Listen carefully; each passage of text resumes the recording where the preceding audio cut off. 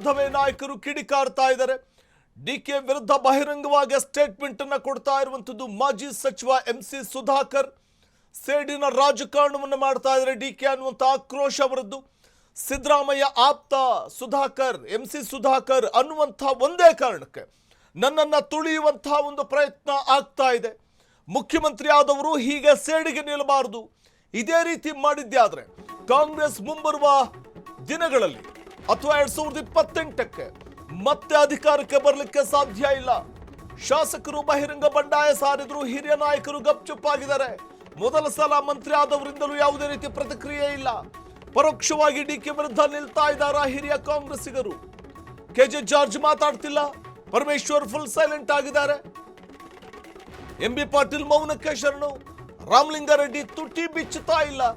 ಈಶ್ವರ್ ಖಂಡ್ರೆ ಮೌನದ ಮೊರೆ ಹೋಗಿದ್ದಾರೆ. ಯುಟಿ ಖಾದರ್ ಫುಲ್ ಗಪ್ಚುಪ್. ಕಾಂಗ್ರೆಸ್ನ ಸಾಲು ಸಾಲು ಸೀನಿಯರ್ಸ್ ಅಂತೂ ಫುಲ್ ಸೈಲೆಂಟ್ ಆಗಿದ್ದಾರೆ. ಡಿಕೆ ಒಂಟಿ ಆದ್ರ ಡಿಕೆಯನ್ನ ಏಕಾಂಗಿ ಮಾಡ್ತಿದ್ದಾರೆ ಕಾಂಗ್ರೆಸ್ನ ಹಿರಿಯ ಲೀಡರ್ಸ್ಗಳು. ಏಕಾಂಗಿ ಆದ್ರೆ ಮುಖ್ಯಮಂತ್ರಿ ಡಿಕೆ ಶಿವಕುಮಾರ್.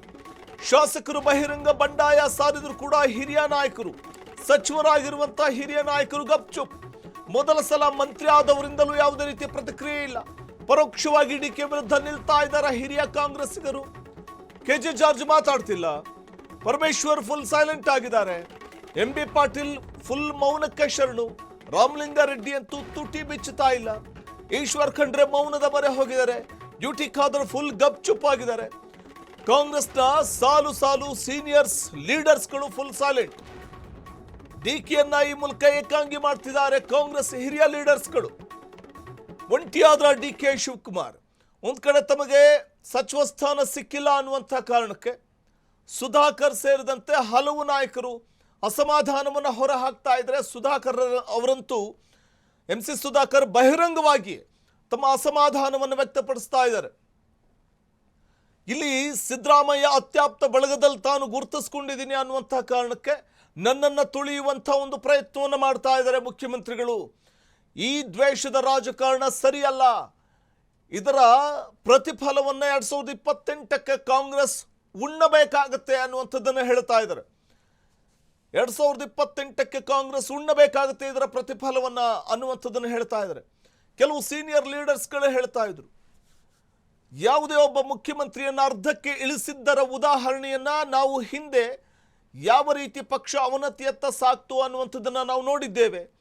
ಈಗಲೂ ಕೂಡ ಒಂದು ಕಡೆ ಸಿದ್ದರಾಮಯ್ಯನವ್ರನ್ನ ಮುಖ್ಯಮಂತ್ರಿ ಸ್ಥಾನದಿಂದ ಕೆಳಗಿಳಿಸಿದ್ದು ಮುಂಬರುವಂತಹ ದಿನಗಳಲ್ಲಿ ಕಾಂಗ್ರೆಸ್ಗೆ ದೊಡ್ಡ ಹಿನ್ನಡೆ ಅನ್ನುವಂಥ ಮಾತುಗಳು ಕೂಡ ಕೇಳಿ ಬರ್ತಾ ಇದೆ. ಇದೆಲ್ಲದರ ನಡುವೆ ಸಚಿವ ಸ್ಥಾನ ಸಿಗದೇ ಇರುವಂಥ ಸಚಿವ ಸ್ಥಾನಾಕಾಂಕ್ಷಿಗಳು ತೀವ್ರ ಆಕ್ರೋಶವನ್ನು ಹೊರಹಾಕ್ತಾ ಇದ್ರೆ.